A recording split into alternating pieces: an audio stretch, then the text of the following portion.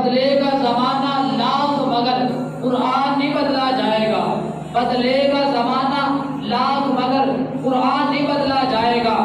قول محمد قول خدا فرمان نہیں بدلا جائے گا۔ آزاد یہ کہہ دو غیروں سے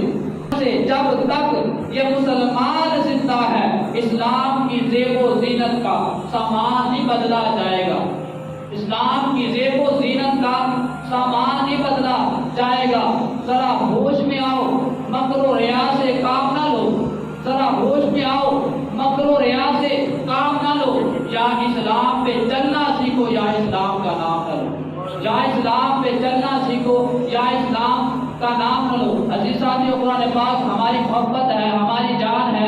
قرآن پاک سے ہمارا بڑا گہرا تعلق ہے۔ یہ ایسی کتاب ہے جس نے ہمارے لیے ہدایت ہے، ہدی للمتقین ہدی للناس شفاء لما فی الصدور شفاء للناس۔ یہ ہمارا پیار ہے، ہر زبر، ہر زیر، ہر پارا، ہر لفظ حضور کی ثنا بیان کرتا ہے۔ اس لیے میں اور میرے تمام ساتھی جو حقیقت میں قرآن پاک کی گستاخی کی جلایا گیا اس کی شدید مذمت کرتے ہیں، اور میری اللہ تعالیٰ کی بارگاہ میں دعا ہوں کہ اللہ تعالیٰ جن لوگوں نے قرآن پاک کی گستاخی کی ہے، بے حرمتی کی ہے، اللہ تعالیٰ انہیں تباہ و برباد کر رہا ہے، اور ہمیں حضور کی محبت میں، قرآن پاک کی محبت میں اور اصحاب کی محبت میں زندہ رہنے کی توفیق عطا فرمائے۔